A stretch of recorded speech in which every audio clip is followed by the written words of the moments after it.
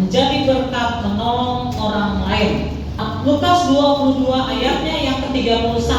Simon, lihat, iblis telah menuntut untuk menampik kamu seperti gandum.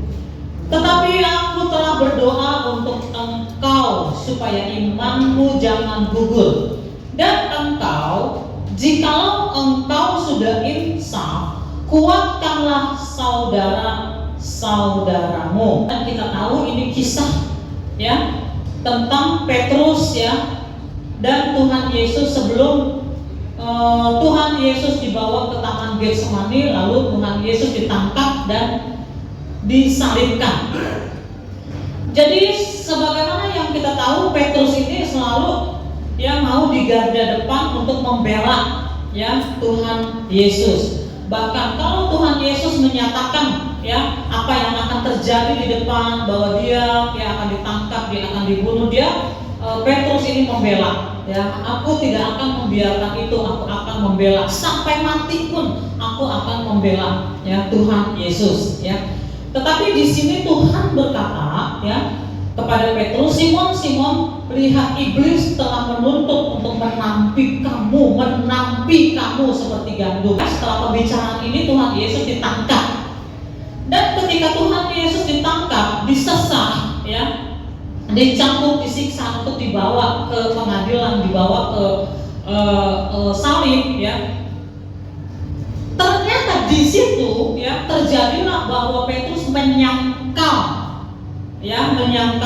Yesus ketika ada ibu-ibu bertanya ya, kamu kan muridnya, ini dia murid yang selalu bersama dengan Yesus. Maka 3 kali Petrus menyangkal dengan berkata, aku tidak kenal ya. Padahal sebelumnya Petrus selalu berkata, aku akan membela sampai mati pun aku akan membela Tuhan Yesus ya. Tetapi faktanya ya dia menyangkal, 3 kali menyangkal. Dan Tuhan memang sudah tahu ya bahwa Petrus ini akan mengalami kekalahan. Tuhan sudah tahu bahwa Petrus ini akan mengalami pencobaan ya. Dikatakan Simon, iblis telah menuntut untuk menampi kamu seperti gandum ya. Jadi ditampi ya, diuji, dicobai ya. Jadi Tuhan sudah tahu bahwa iblis akan melakukan sesuatu untuk mencobai, untuk menampi si Petrus ini. Tetapi Tuhan berkata, aku sudah berdoa ya untuk engkau ya. Nah,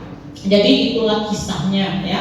Beberapa waktu yang lalu kita belajar tentang Petrus ya, pribadi Petrus. Dia orang yang luar biasa, dia setia ya, dia punya hati ya yang sungguh-sungguh membela Tuhan, walaupun dia ada waktu-waktu dia gagal, dia kalah ya. Tetapi tekadnya untuk membela Tuhan itu sebetulnya bukan bohong, bukan pura-pura ya. Dia memang sungguh-sungguh bertekad dari hati yang paling dalam, cuma dia gagal ya. Lalu ya beberapa waktu yang lalu kita belajar ya bahwa Petrus ini ketika dia gagal, dia tidak meninggalkan Tuhan. Ketika dia jatuh ke dalam dosa, jatuh ke dalam kesalahan, jatuh ke dalam kegagalan, dia tetap setia kepada Tuhan. Dia tetap datang kepada Tuhan. Ada banyak orang Kristen, ketika dia jatuh ke dalam dosa, dia gagal mengikut Tuhan, akhirnya mundur ya, dan dia menjauh. Udahlah, aku tidak layak, menjauh. Tetapi Petrus tidak seperti itu. Walaupun dia gagal ya, tetapi dia tetap datang kepada Tuhan, karena Petrus tahu bahwa Yesus tidak pernah meninggalkan orang-orang yang percaya kepadanya. Karena Petrus tahu, sekalipun manusia gagal, tapi kalau manusia itu tetap datang kepada Allah, kepada Tuhan, maka Tuhan tetap terbuka tangannya untuk Petrus ya. Nah, jadi lewat ayat yang kita baca ini, saya akan membawa kita kepada 3 hal. Yang pertama dikatakan ya, iblis ya menampi, menguji, mencobai. Ini sama seperti ketika iblis berusaha untuk membujuk ya Hawa. Bisa nggak ini Hawa ini dibujuk ya supaya dia tidak percaya kepada Allah, supaya lebih percaya kepada iblis, dan ternyata Hawa jatuh ya, dia mau dibujuk ya. Nah, jadi iblis pun juga mencoba untuk menampi Petrus ya. Nah, tetapi ketika iblis melakukan sesuatu untuk Petrus, membawa Petrus kepada situasi atau keadaan di mana dia sangat bisa untuk jatuh. diizinkan oleh Tuhan. Diizinkan oleh Tuhan. Tuhan bilang iblis ya mencoba untuk menampi engkau. Artinya apa?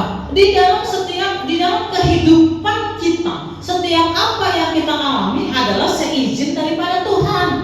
Kalau kita satu ketika mengalami keadaan yang sulit, kalau satu ketika kita mengalami pencobaan, mari kita menyadari bahwa semua itu seizin daripada Tuhan. Saya gak bilang kehendak Tuhan, ya Tuhan bikin kamu jadi sakit, Tuhan bikin kamu jadi gagal, jadi miskin, jadi susah. Saya gak bilang Tuhan membuat kamu, ya tetapi saya mengatakan Tuhan mengizinkan. Di dalam kehidupan kita sebagai manusia, ya sering sekali kita mengalami masalah. Ya ada kita yang problemnya adalah di dalam kesehatan. Yang tiba-tiba kita mengalami sakit penyakit. Ada kita yang problemnya di dalam pekerjaan kita, atau di dalam hubungan, atau di dalam apapun di dalam kehidupan kita. Kadang-kadang ada hal-hal yang tidak seperti apa yang kita inginkan. Bahkan kadang-kadang kita mengalami sesuatu sepertinya tidak sama dengan janji Allah. Ya, yang kita alami kok tidak sesuai dengan janji Allah. Ya, Allah berjanji bahwa Yusuf ini akan diangkat. Allah berjanji, Allah memberi mimpi kepada Yusuf bahwa Yusuf ini akan diangkat melebihi daripada saudara-saudaranya, bahkan orang tuanya. Itu adalah janji Allah ya kepada Yusuf. Tetapi apa yang terjadi? Yang terjadi adalah justru Yusuf ini dijadikan budak. Bahkan Yusuf ini dijadikan budak ini bukan sebulan 2 bulan, bertahun-tahun dia terlepas, terputus dari orang tuanya, dan dia juga mengalami dia di penjara. Ya, jadi kadang-kadang Tuhan izinkan kita mengalami sesuatu tidak sama dengan janji Allah. Tetapi percayalah ya bahwa semua itu adalah ujian, pembentukan buat kita yang ujung-ujungnya, yang pada akhirnya Tuhan akan memberkati kita bahkan lebih daripada apa yang kita pikirkan. Ya, jadi poin pertama, memang ya segala sesuatu yang dialami oleh anak-anak Tuhan adalah seizin daripada Tuhan. Bahkan Alkitab berkata bahwa Allah turut bekerja di dalam segala sesuatu untuk mendatangkan kebaikan buat saya, buat saudara yang mengasihi Allah, yang terpanggil sesuai dengan rencana Allah. Bayangkan, Allah turut bekerja dalam segala sesuatu. Kita semua pernah mengalami naik turun kehidupan. Ya, kadang kita mengalami di atas sepertinya baik-baik saja, sepertinya penuh dengan berkat. Kadang-kadang kita mengalami, kita jatuh ya sampai kepada titik nol. Kita tidak punya apa-apa, kita kehilangan. Ya, tetapi semua itu Tuhan izinkan karena Allah turut bekerja di dalam segala sesuatu. Jadi poin pertama adalah segala sesuatu di dalam hidup kita, termasuk masalah-masalah kita, diizinkan oleh Tuhan. Bahkan di dalam kitab Ibrani 12 ayat 6 dan 8 dikatakan, karena Tuhan menghajar orang yang dikasihinya dan ia menyesah orang yang diakuinya sebagai anak. Jika kamu harus menanggung ganjaran, Allah memperlakukan kamu seperti anak. Di manakah terdapat anak yang tidak dihajar oleh ayahnya? Tetapi jika kamu bebas dari ganjaran yang harus diterima setiap orang, maka kamu bukanlah anak. Maka kamu bukanlah anak, tetapi anak-anak gampang. Mari kita menyadari sebagai anak-anak Tuhan, kita bukan anak-anak gampang. Ya, kita dibentuk, didisiplin oleh Tuhan, dan kadang-kadang ya Tuhan memakai keadaan mendisiplin kita. Ya, tadi pagi anak saya bercanda, dan di dalam bercandanya itu ada bercanda-bercanda yang kelewatan. Ya, ada bercanda-bercanda yang kelewatan, dan kemudian saya tegur, saya marahi, ya, lalu kemudian saya berikan sedikit disiplin. Ketika di kendaraan dia diem aja, lalu kemudian saya ngomong, ya, saya bilang gini, kalau saya sebagai orang tua tidak kasih nasihat, nanti saya ditegur oleh Tuhan. Ya, ini ada kisahnya Imam Eli, ya, tidak menegur anaknya. Saya bilang begini, silakan bercanda dengan teman, dengan orang tua, dengan siapapun, ya. Dan ketika kita bercanda, ya, ingat ada hal-hal yang tidak boleh dibercandain. Ya, kalau bercanda mendorong kepala orang tua itu tidak boleh. Kalau kamu bercanda dengan teman-temanmu lalu menyebut nama orang tua dari teman-temanmu, ya, saling membecandai dengan menyebut-nyebut nama orang tua, itu tidak boleh. Lalu saya sebutkan lagi beberapa hal, termasuk juga sesuatu yang rohani di dalam Alkitab, ya. Allah, ya, Yesus, Allah, sesuatu di dalam Alkitab, sesuatu yang rohani tidak boleh dibecandai. Ya, jangan kita bercanda lalu kita firman Tuhan kita bercanda-bercandain, Alkitab kita bercandain, Allah kita bercandain, itu tidak boleh, ya, karena kita harus hormat. Dan saya sampaikan ya beberapa hal yang memang tidak boleh dibercandain, ya, panjang, ya, dan akhirnya dia terdiam dan dia bilang, maaf mama, aku mengerti, aku nggak mengulangi. Nah, jadi Allah mendisiplin kita, tetapi kadang-kadang kita ini suka susah kalau dikasih tahu. Tuhan berbicara lewat firman-Nya, berbicara lewat orang lain, berbicara lewat teman, ya, lewat saudara, orang tua, bahkan kadang Tuhan berbicara lewat anak. Tapi kadang-kadang kita dikasih tahu, kita tetap aja nggak nyadar. Ya, kadang-kadang Allah izinkan kita mengalami sesuatu, ya, sehingga mata rohani kita terbuka. Jadi yang pertama Allah izinkan, memang Allah izinkan. Yang kedua adalah, ya, dikatakan di sini Yesus berkata, tetapi aku telah berdoa untuk engkau supaya imanmu jangan gugur, supaya imanmu jangan gugur. Sekalipun Allah izinkan kita mengalami sesuatu, mengalami masalah untuk ujian, bahkan pencobaan, tetapi keinginan Allah adalah iman kita tidak gugur. Keinginan Allah adalah kita tetap di dalam iman kita, tetap di dalam kepercayaan kita, dan kita tetap bertumbuh. Bahkan masalah-masalah yang kita hadapi seharusnya membuat kita bertumbuh. Begitu, ya. Nah, oleh karena itu, ya, yang kedua ini, poin yang kedua adalah kita harus bekerja sama dengan Allah. Ya, poin pertama, Allah izinkan segala sesuatu dalam hidup kita terjadi, termasuk masalah. Yang kedua, kita harus bekerja sama dengan Allah. Percayalah, ya, bahwa Allah menginginkan kita baik-baik saja. Percayalah bahwa Allah menginginkan kita bisa melewati badai dan menjadi pemenang. Percayalah bahwa Allah menyediakan sesuatu yang lebih besar dari apa yang kita pikirkan. Ada waktu-waktu Ayub harus kehilangan segala sesuatu, kehilangan, dan itu diizinkan oleh Allah. Alkitab berkata diizinkan. Memang iblis bertanya, boleh enggak? Nah, tetapi setelah Ayub melewati itu semua dan dia menang, ternyata apa? Berkatnya itu berkali-kali lipat diterima oleh Ayub. Jadi demikian juga dengan kita, ya, segala sesuatu yang kita alami, kesulitan-kesulitan, tidak selamanya Allah menginginkan kita seperti itu, tetapi ada waktu Allah, ada kairos Allah, di mana Allah berkata cukup, dan Allah bukakan segala pintu buat kita. Nah, tetapi supaya kita bisa melewati badai ini dan menang, ya, supaya kita tidak gugur, ya, dikatakan aku telah berdoa supaya untuk engkau supaya imanmu jangan gugur. Nah, dengan banyak cara Allah memberikan kekuatan kepada kita ketika kita sedang menghadapi badai. Dengan banyak cara Allah memberikan kekuatan, ya, lewat firman-Nya, lewat dukungan teman-teman, lewat keluarga, ya, bahkan lewat keteguhan hati kita. Ya, saudara tiba-tiba merasa bahwa di dalam diri saudara ada sesuatu yang mengatakan aku harus kuat. Ada sesuatu yang membuat saudara teguh. Ya, Allah dalam Dia, Allah memberikan kekuatan di dalam sanubari kita. Kita harus peka kepada hati nurani kita. Allah berbicara kepada hati nurani kita.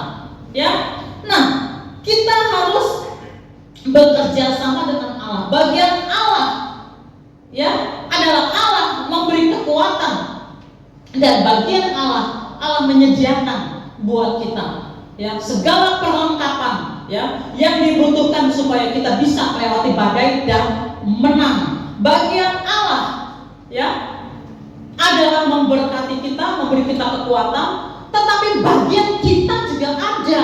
Jangan kita menjadi orang yang pasif saja. Bagian kita adalah setia, bagian kita adalah taat, bagian kita adalah tetap mempercayai Allah, bagian kita adalah tidak meninggalkan Allah, tidak jauh dari Allah, ya. Bagian kita, ya, adalah tetap berdoa. Bagian kita adalah tetap menjaga kekudusan hidup kita, ya, tetap tetap berpegang kepada firman Allah. Ya, ketika ada tawaran-tawaran yang tidak sesuai dengan firman Allah, bagian kita adalah menolak. Ya, bagian kita adalah bertindak kalau sudah waktunya. Jadi di dalam masa-masa kita menerima ujian, mengalami ujian, ya, atau pencobaan atau disiplin, ya, ada waktu-waktu kita harus berdiam di hadirat Allah. Tapi ada waktu-waktu kita harus bertindak.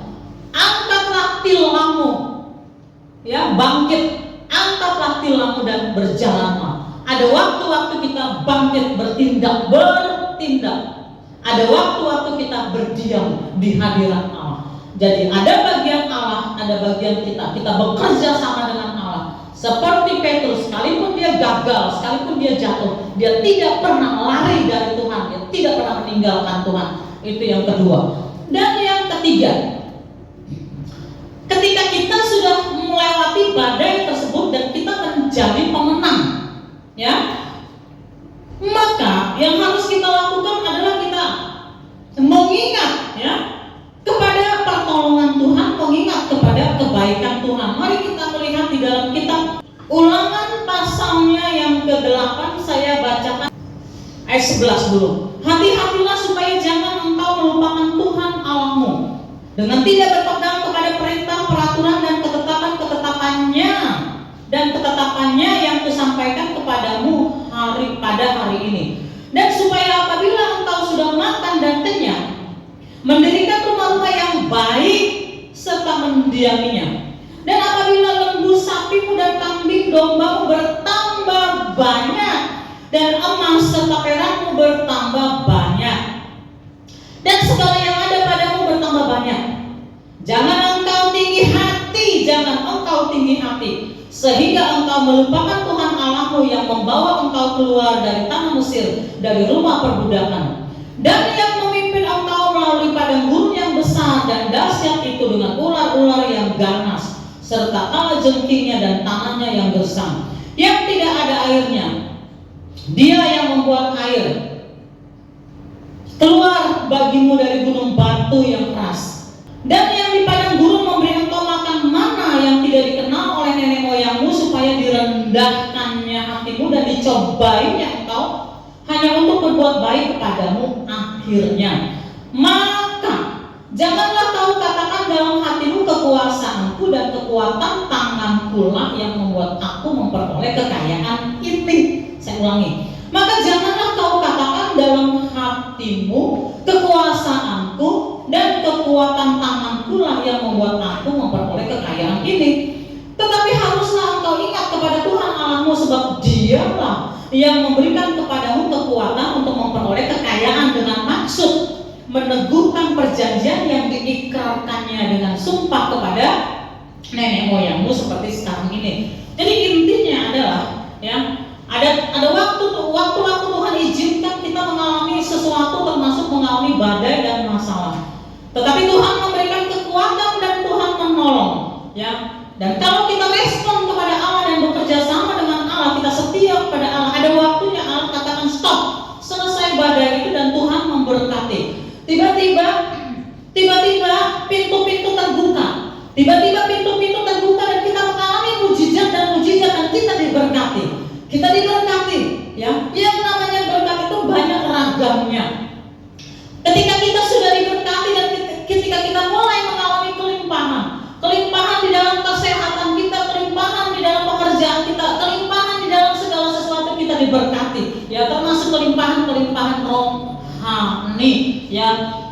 Maka dikatakan jangan kita lupa kepada Allah. Jangan kita menganggap bahwa itu semua adalah hasil usaha kita sendiri. Ada banyak orang, ya, pada saat dia sulit, dia berteriak-teriak, Tuhan, tolong, dia berteriak-teriak. Ketika sudah diberkati, dia lupa bahwa itu semua adalah pertolongan Tuhan. Dan dia mulai berkata, ini soalnya aku berjuang, soalnya aku ini pekerja keras, soalnya aku ini punya pengalaman yang sekian, ya, soalnya aku ini pengetahuannya begini, soalnya aku dan aku lupa, ya, bahwa semua itu datangnya berasal dari Tuhan. Jadi rupanya jelas tertulis di Alkitab bahwa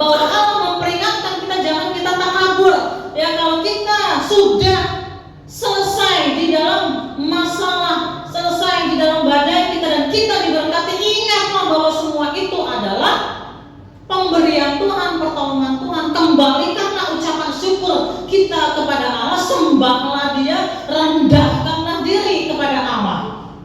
Dan ya, poin terakhir yang saya mau sampaikan hanya 2-3 menit di sini adalah poin terutama dari apa yang saya mau sampaikan, ya. Menjadi berkat dan menolong orang lain, ya.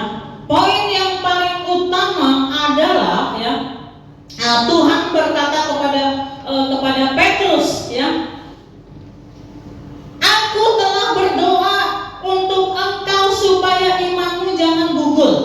Dan poin ketiga adalah dan engkau, jikalau engkau sudah insaf, kuatkanlah saudara-saudaramu, kuatkanlah saudara-saudaramu. Jadi artinya, kalau kita sudah melewati badai dan melewati pencobaan dan melewati masalah demi masalah dengan pertolongan Allah, tadi saya katakan jangan lupakan bahwa itu adalah perbuatan Tuhan, itu adalah pertolongan Tuhan, bukan kuat dan gagah kita sendiri. Tadi saya katakan terus merendahkan diri, mengucap syukur kepada Tuhan. Dan poinnya adalah kuatkanlah saudara-saudaramu. Jika engkau sudah menang, jika engkau sudah menang, kuatkanlah saudara-saudaramu. Jadi kalau saudara diberkati oleh Tuhan, ditolong oleh Tuhan, mengalami mujizat-mujizat, saudara bisa melewati badai-badai itu, jangan tepuk dada dan berkata, aku ini anak pilihan Tuhan, aku disayang Tuhan, aku sudah melakukan ini karena aku baik, karena aku. Dan jangan kita hanya berkata aku dan aku, tetapi harus diingat, kita harus menjadi berkat untuk orang lain, ya, menolong orang lain, ya. Dikatakan kuatkanlah saudara-saudaramu. Jadi setelah kita ditolong oleh Tuhan, setelah kita berdiri tegak, mari kita lihat orang-orang yang membutuhkan pertolongan kita. Mungkin mereka membutuhkan doa, mungkin mereka membutuhkan untuk dirangkul, mungkin mereka dibutuhkan untuk diberi nasihat, mungkin mereka bukan membutuhkan nasihat tapi butuh didengar. Orang zaman sekarang ini banyak yang butuh didengar, ya. Kadang-kadang kalau ada orang datang mau curhat, kita udah mau buru-buru kabur aja. Dia datang lagi pasti minta tolong, pasti minta duit, pasti nyusahin saya. Padahal kadang-kadang orang datang bukan untuk minta sesuatu tapi pengen didengar. Dia pengen didengar, ya. Kenapa? Karena zaman sekarang ini, ya, ada banyak orang susah untuk mendengar. Coba kalau kita lihat di seminar-seminar yang banyak sekali saat ini, banyak seminar bagaimana berbicara, dan berbicara. Tapi ada nggak seminar bagaimana mendengar? Banyak orang merasa tidak didengar, betul nggak?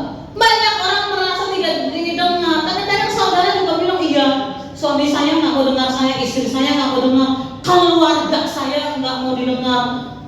Ya, kalau orang lain yang ngomong, wah, mereka keluarga kita sedang berbicara, orang lain didengar. Tetapi kalau saudara sendiri nggak didengar.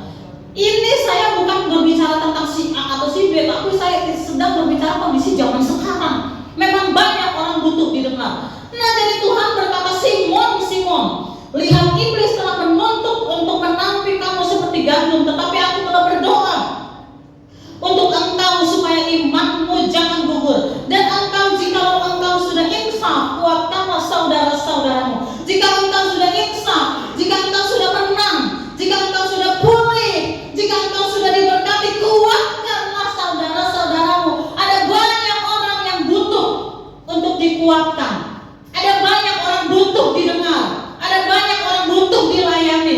Ada banyak orang butuh dirangkul untuk dibawa kepada Tuhan. Ada banyak orang di sekitar kita, ya.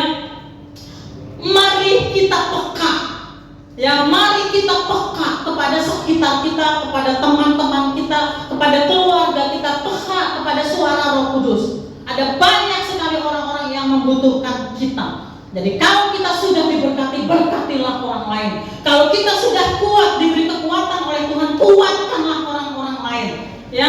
Kadang-kadang maaf, kita ini menjadi hakim. Kita kadang-kadang menjadi hakim. Orang udah jatuh, udah hancur, bukannya ditolong, bukannya diangkat, dihakimi, ya. Nah, kadang-kadang kita menolong orang yang jatuh ini, kita yang sedang menolong orang yang jatuh ini kita ikut dihakimi. Orang udah jatuh ditolong, orang udah hancur ditolong, orang udah kehidupannya begitu diberkati lagi. Nah, saya bilang gereja memang tugasnya untuk menolong. Gereja itu kan orangnya ya, saya nggak bicara organisasi. Anak-anak Tuhan itu menolong. Orang-orang yang jatuh itu kita angkat, orang-orang yang jatuh itu kita tolong, orang-orang yang jatuh itu kita temenin, gitu ya. Nah, jadi kalau engkau sudah insaf, kalau engkau sudah kuat, kalau engkau sudah dipulihkan, kalau engkau sudah diberkati, maka Tuhan berkata, kuatkanlah saudara-saudaramu. Jadi pesan hari ini adalah mari kita menjadi berkat untuk orang-orang sekitar kita, amin. Mari kita mendengar orang-orang di sekitar kita, mari kita mengangkat orang-orang di sekitar kita, amin. Siapa yang mengerti apa yang disampaikan pada hari ini dan berkata, Tuhan ini aku, pakailah aku, angkat tangan saudara. Tuhan ini aku, utuslah aku, angkat tangan saudara. Tuhan ini aku, Tuhan berkati aku dan aku menjadi berkat untuk orang lain. Kita tunduk kepala dan kita berdoa. Bapa, terima kasih Bapa di surga. Kami terlalu yakin dan percaya Tuhan